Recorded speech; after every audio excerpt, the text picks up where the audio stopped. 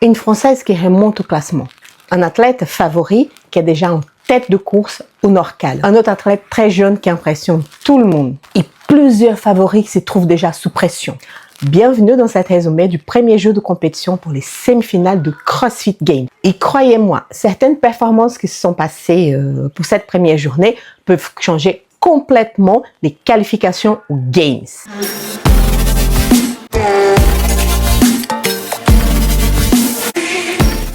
Bienvenue à tous, le point CrossFit où ici on va décortiquer le premier jour de ces trois compétitions, le Norcal, le Madrid Festival et le Syndicate Crown. Mais avant de commencer, dites-moi, vous suivez quelques de ces compétitions? Vous avez un athlète qui vous tient au cœur et qui vous suivez pour ça? Dites-moi en commentaire. Commençons pour Madrid. La première épreuve était une véritable test d'endurance, course à pied, ski erg rameur et burpees overlog. Un format capable de créer immédiatement des écarts importants. Malheureusement, la transmission n'a pas été à l'auteur. La caméra parfois rendait difficile la tâche de suivre l'ensemble des athlètes. Certaines batailles importantes passaient presque inaperçues. Chez les femmes, Ella Wilkes a parfaitement répondu aux attentes. La Britannique s'impose avec autorité.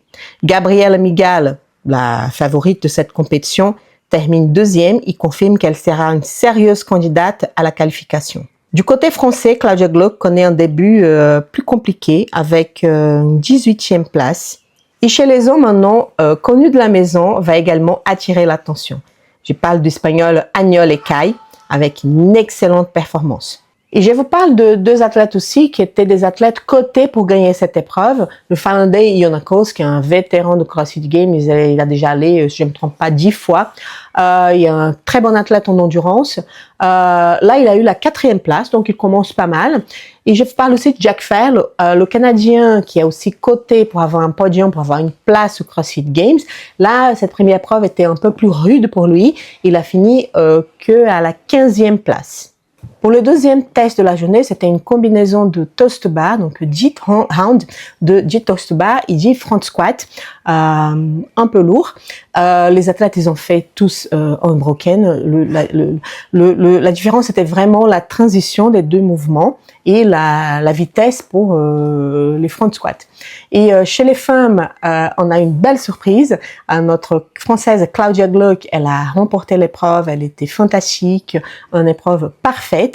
Et ça, c'était très important pour elle parce que ça l'a fait monter en classement. La première épreuve, comme je vous avais dit, elle n'était pas très bien classée, mais là, grâce à cette victoire dans ce test, elle a pu remonter à la 6e place générale. Donc, pas très loin des 3 places qui sont offertes pour les femmes, le ticket pour le CrossFit Games. Dites-moi en commentaire, pensez-vous que Claudia Glock, elle va réussir cette fois d'avoir son ticket tellement rêvé pour le Games? Elle a déjà essayé le Mayhem Classic, donc elle n'a pas eu. Et sur le French Throwdown, elle a fini 5e. Est-ce que vous pensez que Madrid, ça va être la bonne compétition? Dites-moi en commentaire. Chez les hommes, c'est le Finlandais Ionakos qui a dominé l'épreuve. Il était sans faute, il a fait tout ce qu'il fallait faire. Donc, il a gagné et ça, c'était important pour lui aussi pour monter dans le classement et pour rester dans la zone combative pour avoir son tellement important ticket pour le CrossFit Games. Bon, la deuxième compétition, le Norcal, je vais aller très vite parce que c'est un cauchemar. Je m'attendais à passer un week-end à regarder ces 3 compétitions, mais le Norcal, vite fait, j'ai laissé tomber parce que la transmission, elle est affreuse. Tout ce que j'ai pu repêcher un peu, c'est par Instagram ou par la communication des athlètes parce que les images elles-mêmes de la compétition, elles sont floues, elles s'arrêtent, elles se bloquent. On n'arrive pas à voir quel est l'athlète qu'ils sont en train de filmer. C'est mal fait. L'année dernière, déjà, il y avait un rapproche à ces sujets-là et cette année, ils n'ont rien changé. En fait, on a l'impression que c'est une compétition de boxe. Ça donne pas envie. Moi, j'avais envie de regarder des athlètes quand même. Chez les hommes, il y a Tudor Magd qui a un très grand potentiel d'aller aux Games. J'ai presque pas vu des images de lui. Je sais que la première épreuve, il a fini 4e. Il y a aussi Patrick Verne qui fait cette compétition. Lui, il était sur les athlètes confirmés pour le Syndicate Crown et pour le Norcal. Donc, on savait pas trop où il allait. Il a choisi le Norcal.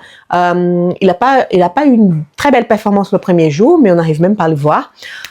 Donc, je ne sais pas si c'était le meilleur choix pour lui.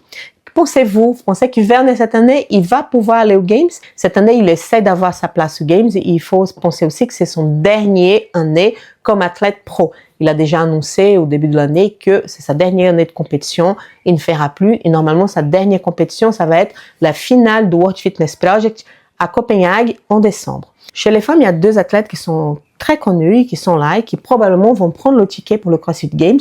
Je vous parle d'Alex Gazin, qui était la gagnatrice de l'année dernière. Alex, elle a eu sa place aux Games au Norcal l'année dernière. Malheureusement, après cette compétition, elle a eu un accident de voiture avec son mari où elle a cassé sa jambe.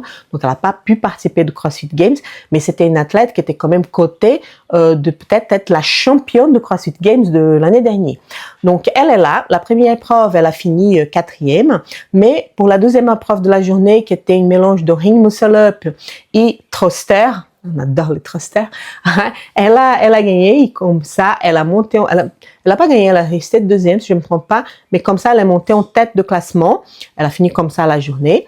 Et l'autre athlète qui a aussi coté pour avoir son ticket, c'est la vétérane Emily Hoff, qui a déjà été même podium au CrossFit Games en 2024.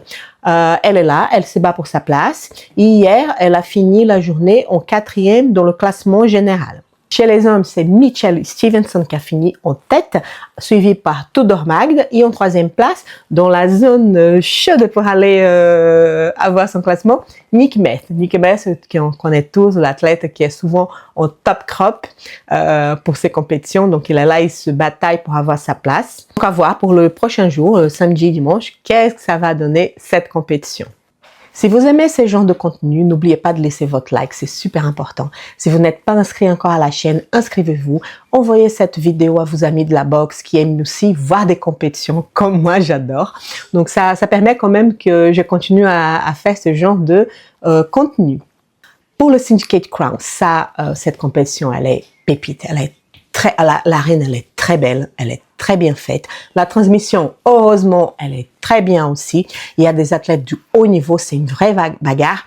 3 places hommes, 3 places femmes et des vrais stars sur le terrain. La première épreuve était une épreuve quand même d'endurance. Les athlètes ils devaient faire des squats clean avec une heavy med ball, du box jump, du hammer et aussi des burpees target. Il faut dire que Colton Mertens, il est là, il fait cette compétition. Et c'est marrant de voir comment il saute parce que Colton, c'est l'athlète le plus petit de la compétition. Et c'est vrai d'un côté, on voyait Colton qui avait du mal à sauter. Il saute très bien, mais il devait faire vraiment un gros travail pour sauter. Et Travis May, qui était juste à côté, qui est un athlète qui est grand et que pour lui, c'était juste un petit élan et il était là, sur la target. Il faut dire que pour cette épreuve, il y a très peu d'athlètes qui ont pu finir. La plupart des athlètes ont pris cap. Le deuxième hit, il y avait un jeune qui est phénoménal. C'est une puissance, c'est un phénomène. Il est très très fort. Je vous parle de Ty Jenkins qui a absolument dominé ce WOD, cette épreuve, ce test, avec un pace parfait, avec des transitions rapides. Il a très bien fini. Dans le hit 3, il y avait des stars. Il y avait Austin Hatfield, il y avait Colton Mertens, Travis May, Saxon Punchik, qui est aussi un athlète très connu de la communauté, le jeune Nate Ackerman, qui est aussi un phénomène, je pense qu'il a 21 ans. Je l'ai connu au World Fitness Project, il est impressionnant. Il faut que je fasse une vidéo sur lui pour l'Instagram pour vous présenter un peu cet athlète si vous le connaissez pas, mais il est extraordinaire. Et en fait, c'était une vraie bagarre entre tous ces athlètes et c'est Austin Hatfield qui a gagné ces hits, mais à la fin de tous les temps, c'est Ty Jenkins qui a gagné l'épreuve. Il commence bien, un athlète de 19 ans. Je pense que c'est le plus jeune athlète sur ces compétitions. Il garantit déjà une belle place, un beau début de la première journée. Chez les femmes, Il y avait aussi des noms super connus. Danielle Brandon, Alexis Haptees, Lydia Fish. Elles étaient là. Moi, je l'avais mis tous les trois sur mon podium. Et franchement, je m'attendais à une performance. Je pensais que Danielle Brandon allait quand même avoir cette épreuve parce que en ergo, elle est très bien. Elle c'est une athlète grande, donc les burpees target, c'est pas un souci. Au box jump aussi, elle est très bien. C'est vrai que pour les squats, elle a un peu plus de difficulté, mais c'était pas des barres lourdes, c'était pas du front squat lourd, c'était quand même de la med ball. Mais non, elle a pas eu une performance de fou. La performance attendue de cette athlète qui est extraordinaire. Elle est restée en top 10 quand même, mais à la fin, j'ai vu qu'elle avait donné une petite interview. Andrew Hill était là, donc dans sa chaîne, il a fait des interviews avec les athlètes avant le test et après. Et elle a parlé un peu avec lui. Elle disait qu'elle avait un peu mal au ischio. Donc, c'est vrai que c'était une épreuve qui demandait énormément des jambes. Donc, c'est pour ça, je pense qu'elle n'a pas eu une super performance, mais elle reste quand même dans une zone où elle peut attendre son ticket pour le Games. J'espère. J'aime bien cette athlète. Mais l'athlète qui a dominé cette épreuve, c'était l'américaine Lydia Fish, cette jeune athlète qu'on a connue l'année dernière, quand elle a apparu au CrossFit Games. Je pense qu'elle était classifiée par le Last Chance Qualify, si je ne me trompe pas. Et la fin du premier jour de CrossFit Games, on voit cette athlète très jeune qui débute et qui finit deuxième place après Tia Claire au premier jour. Et on dit, c'est qui cette fille? Et une chose qui a attiré l'attention aussi, c'était ses supporters qui avaient la petite tête de Nemo, la tête d'un poisson. Fish, son nom de famille. Et ils étaient là aussi, sa famille était là avec la tête de poisson, là ils ont eu une innovation, il y avait une petite main qui claquait, très mignonne. Et Lydia, elle a gagné cette épreuve facilement, concentrée, très forte. Une autre athlète qui nous a surpris aussi, c'est la Canadienne Jane Chevari. Qui a fait une super épreuve aussi, forte, performante. Donc, une athlète à suivre très proche. Une autre athlète qui nous a surpris aussi, c'est Ellie Adams. Ellie Adams qui n'a pas fait un très bon Mayhem classique. Là, elle était dans un hit où elle a dominé le hit. Et au moins, moi, j'ai senti que cette fois-ci, elle a envie. Elle a envie d'y aller. Donc, c'est une très forte candidate à avoir sa place pour le CrossFit. Pour la deuxième épreuve du jour, Ellie Adams, elle a aussi dominé. En plus, il y avait un élément que c'est son truc, le run. Cette épreuve, il y avait du run, de GHD et du rope climb. 3 éléments qu'elle maîtrise très bien. Elle était formidable. Après, pour le hit principal, Lydia Fish aussi, elle a une performance de malade. Ellie Adams a fini pour gagner ce hit. Lydia Fish, elle a fini deuxième, mais aussi des performances incroyables. Jane Chevari, elle était aussi sur le top 5. Et la belle surprise de cette épreuve, c'était l'américaine Rebecca Fusilier, qu'on a vu pendant tout le hit, un peu derrière Lydia Fish, mais qui s'est montrée présent. Et je vous rappelle que c'est l'athlète on la connaît parce que c'est l'athlète. L'image de CrossFit 2023, c'est elle avec l'épreuve mythique du Capitole, avec sa sandbag. Il y a toute la communauté de CrossFit derrière elle. Donc, c'est Rebecca Fusilier. Et si vous la suivez sur Instagram, vous connaissez ses vidéos rigolotes où on s'amuse beaucoup avec elle. Chez les hommes, c'était une très belle épreuve à voir aussi, très dure. Ty, il a encore montré qu'il est un super nom. C'est un athlète à vraiment suivre de proche. Le potentiel de ce garçon est quelque chose d'impressionnant. Ses rope climb, c'était beau à voir. C'est un athlète très complet, très bon en course. C'était un ancien joueur de foot américain, de football américain. C'est un excellent nageur. Au World Fitness Pro, j'ai pu l'avoir en finale en Suède. Le premier WOD, c'était un WOD natation. Jonakos qui a gagné une première partie, mais la deuxième partie, c'est Tai qui a gagné. Donc, c'est un très bon nageur. Et hier, il a montré aussi qu'en gym, en course à pied, il est bon. Il est très bon, ce gars. Ce gars, il est bien. Et aussi, une belle surprise aussi, j'aime bien ce garçon. En fait, j'aime bien la famille. Ils sont 3 frères. Il y a 2 que j'arrive jamais à savoir qui est qui. Ils nous ont fait un cadeau. Heureusement qu'ils nous ont fait un cadeau, les jumeaux, parce qu'il y a un sur le Syndicate et un autre sur Norcal.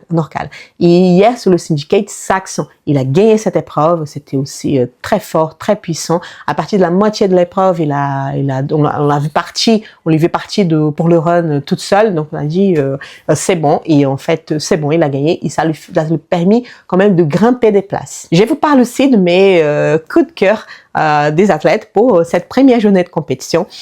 Chez les femmes, moi j'adore la performance de la Britannique Ella Wilkinson.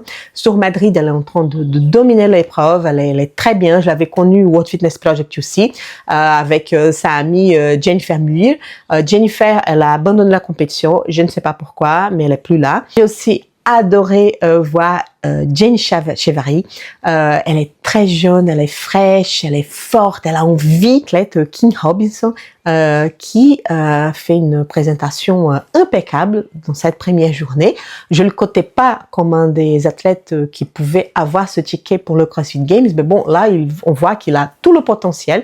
Donc, c'est un athlète aussi à rester très proche, à surveiller très proche. Par contre, il y a des athlètes qui n'ont pas performé comme c'était prévu. Donc, les petites déceptions, si on peut dire comme ça, pour moi, c'est Alexis Aptis. Alexis Aptis, je l'avais mis sur mon podium. C'est une athlète très forte, mais là, elle n'a pas eu une très bonne prestation. Pour la première épreuve du Syndicate, elle a fini 25e, si je ne me trompe pas, et pour la deuxième, 14e. Donc, ça le met vraiment dans une zone dangereuse. Je pense que ça me semble très compliqué qu'elle puisse monter sur le podium et avoir sa place. Peut-être qu'elle va devoir essayer sa place en qualifier online, comme Just Immediate les a fait. Ça me semble difficile qu'elle monte, qu'elle grimpe des places. Et vous, qui pensez-vous? Pensez que quel athlète va aller au CrossFit Games dans ces 3 compétitions? C'est quel athlète qui vous tient au cœur et vous dites « Ah, celui-là, il va ». Je pense qu'on aura des belles surprises. Je pense que les podiums, ça n'a pas si évident que ça. Ça nous donne un petit aperçu. Il faut voir, il y a la journée de samedi, la journée de dimanche pour ça, mais je pense que ça peut changer un peu les candidats. On a à chaque fois on met, par exemple, moi, c'est une qui a mis sous mes prévisions des athlètes que je connais, mais il y a des athlètes que je connais pas si bien, qui sont en train de performer très bien, donc rien à jouer. Il y a encore 2 jeux de compétition. Donc, mettez ici en commentaire quel est votre podium pour ces 3 compétitions, si vous regardez, bien sûr. Et on se trouve demain pour une nouvelle récap, pour la récap de 12e jour de ces 3 compètes. Je vous dis merci. Si vous n'avez pas laissé le like, laissez le like. Si vous n'êtes pas abonné encore, abonnez-vous et préparez-vous pour la prochaine vidéo qui va sortir demain. Merci et bye bye.